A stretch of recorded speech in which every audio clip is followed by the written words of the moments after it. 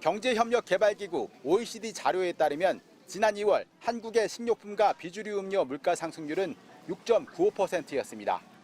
통계가 집계된 OECD 35개 회원국의 평균 상승률 5.32%를 훌쩍 넘는 수치로 튀르키예와 아이슬란드에 이어 세 번째로 높은 수준입니다. 우리나라의 먹거리 물가가 OECD 평균을 넘어선 것은 러시아의 우크라이나 침공 직전인 2021년 11월 이후 2년 3개월 만입니다. 전 세계 먹거리 물가는 우크라이나 전쟁 전후 급격히 올라 2022년 11월 16.19%까지 치솟았지만 작년부터 점차 떨어져 올 초 5%대를 회복했습니다. 하지만 우리나라는 지난해 7월 이후 점차 높아져 올 2월 OECD 평균을 추월했습니다. 가장 큰 요인은 사과와 배 등 과일 물가의 급격한 상승입니다.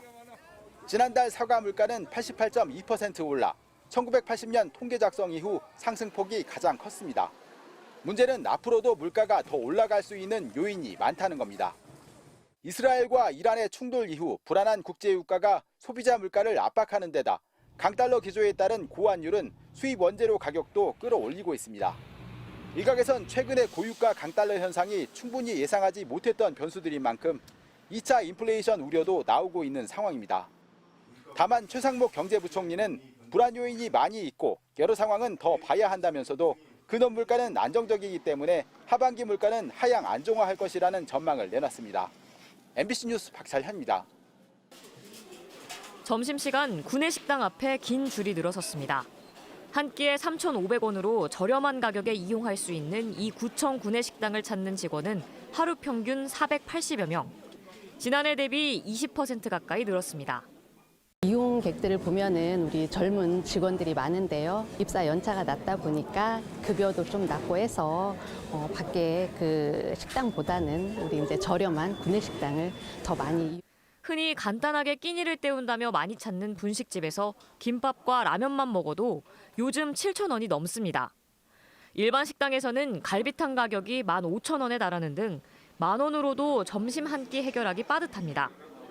혼자 사는 사람이나 이런 사람들은 싸우기도 힘든 상황이고 전체적으로 10,000원 이상이 다 넘어버린 것 같아서 여기서 더 올라가 버리면 조금 더 이제 가게에 부담이 되지 않을까 싶습니다.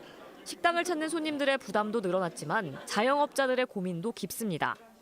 떨어질 줄 모르는 식재료 값에 공공요금까지 줄줄이 오르고 있기 때문입니다. 착한 가격 업소로 지정된 식당마저 가격 인상을 고려할 정도로 고물가 부담이 커지고 있습니다. 아침마다 시장을 가는데 농수산이 이제 많이 오른 뒤로 쉽게 내리질 않더라고요. 그러니까 수도요금, 전기요금이 좀 체감될 정도로 많이 오른 게 가장 큰 이제 가격 인상이라든지 이런 거를 고민하게 되는. 대전의 경우 대표적인 점심 메뉴인 김치찌개 1인분 평균 가격은 9,300원. 1년 새 20% 가까이 올랐는데 전국에서 두 번째로 가격이 높았습니다. 또 냉면은 15.2%, 김밥은 10.7%나 비싸졌습니다. 치솟은 외식비 부담을 줄이기 위해 집밥을 해먹는 소비자들도 늘고 있습니다. 집에서 간단하게 해먹을 수 있는 밀키트 등 간편식 수요가 늘면서 소비 침체 속에서도 전기 오븐이나 전기레인지 판매율은 1년 전보다 증가했습니다. 정부와 지자체 모두 물가 안정 대책 마련에 고심하고 있지만 고물가의 고통은 자영업자와 서민 모두를 짓누르고 있습니다.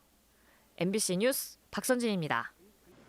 평양시 고기종골 어복 쟁반을 파는 서울의 한 식당입니다.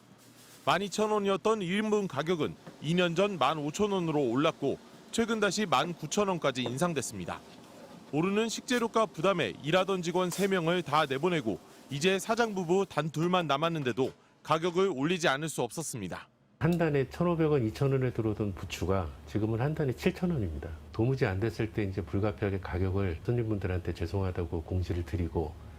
지난달 외식 물가 상승률은 3.4%, 전체 물가 상승률 3.1%보다도 더 높았는데 이런 현상은 34개월째 계속되고 있습니다. 특히 대표적인 서민 외식 메뉴가 많이 올랐습니다. 비빔밥이 5.7%, 떡볶이와 김밥, 냉면, 햄버거 가격도 5% 넘게 뛰었습니다. 직장인들이 저렴하게 이용할 수 있는 구내식당 가격도 5.1% 올랐습니다. 과일이나 농산물 값보다는 적게 올랐다지만 서민들 부담은 작지 않습니다. 한 번 고정이 된 외식 가격은 쉽게 떨어지지 않습니다. 굉장히 경직적인 항목이기 때문에 인플레이션 기대 심리를 강화시킬 수 있기 때문에 그런 점에서 경제에 미치는 영향이 크다고 할 수 있겠습니다. 줄일 수 있는 건 사람뿐입니다. 태블릿 주문이나 로봇 서빙이 사람을 대신하고 일주일에 이틀씩 휴업하는 식당도 많이 늘고 있습니다.